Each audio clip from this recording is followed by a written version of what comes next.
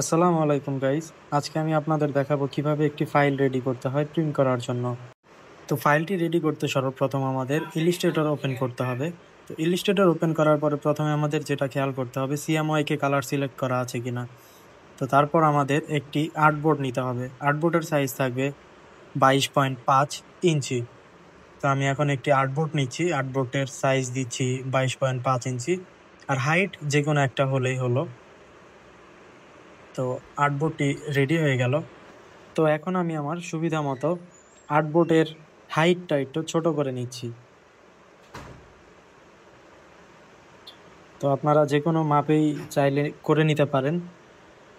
তো আমি এখন একটি ফাইল ওপেন করে নিচ্ছি। তো ফাইলটি ওপেন করার পর আমি এখন আমার সুবিধা মতো ফাইলগুলো গুছিয়ে নিচ্ছি। তো গুছিয়ে নেওয়ার পর ফাইলটি এক্সপোর্ট করে নিব এআই ফাইল হিসাবে। তো আমি আমার ফাইলটি এক্সপোর্ট করে নিলাম। এখন আমরা ফটোশপে ফাইলটি ওপেন করব। তো খুঁজে বের করব আমরা আমাদের এক্সপোর্টকৃত ফাইলটি। ফাইলটি ওপেন করার আগে আমরা খেয়াল করব যে আমাদের সিএমওয়াই কে কালার সিলেক্ট করা আছে কিনা আর বিটরেট 8 আছে কিনা। তো আমরা দেখে নিলাম সবকিছু ঠিক আছে।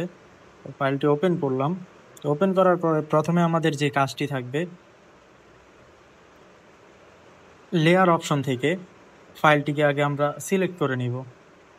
ফাইলটি সিলেক্ট করার পর আমরা সিলেক্ট ফাইল থেকে মডিফাই অপশনে গিয়ে কন্টাক্ট 2 করে দিব।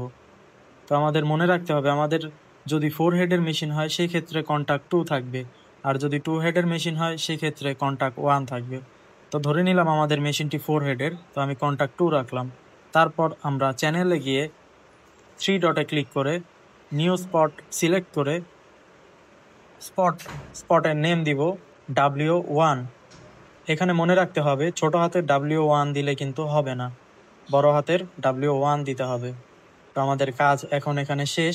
আমরা ফাইলটি এক্সপোর্ট করে নিব। তো আমি আমার ফাইলটি এক্সপোর্ট করে নিচ্ছি টিপ হিসাবে। তো এখানে অবশ্যই টিপ ফাইল সিলেক্ট করে ফাইলটি এক্সপোর্ট করে নিতে হবে। তো ফাইলটি এক্সপোর্ট করার পর আমরা মেইন টপ ওপেন করব। তো আমরা আমাদের মেইন টপটি ওপেন করে নিলাম। এখন একটি নিউ ফাইল নিয়ে আমরা আমাদের টিপকৃত ফাইলটি এখানে ওপেন করে নিব। আমরা ফটোশপে যে ফাইলটি টিপ করেছিলাম সেই ফাইলটি এখানে আমরা ওপেন করে নিলাম। তো ওপেন করে নেওয়ার পর আমাদের প্রথমে যে কাজটি থাকবে, এখানে মিরর টিক চিহ্নটি আমার দেওয়া আছে, আপনাদের দেওয়া থাকবে না, তো এটা টিক চিহ্নটি দিয়ে নেবেন।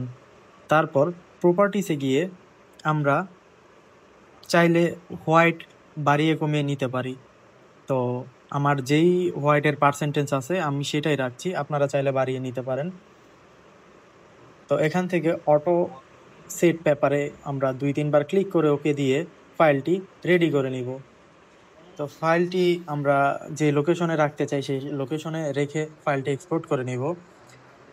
ফাইলটি এক্সপোর্ট শেষ হলে আমরা প্রিন্ট.exe সফটওয়্যারটি ওপেন করব এবং ফাইলে গিয়ে আমরা সেই ফাইলটি খুঁজে বের করব, আমাদের পিআরএনকৃত ফাইলটি। তো এরপর আমরা প্রিন্ট বাটনে ক্লিক করার সাথে সাথে আমাদের ফাইলটি প্রিন্ট হতে শুরু করবে আমাদের মেশিনে।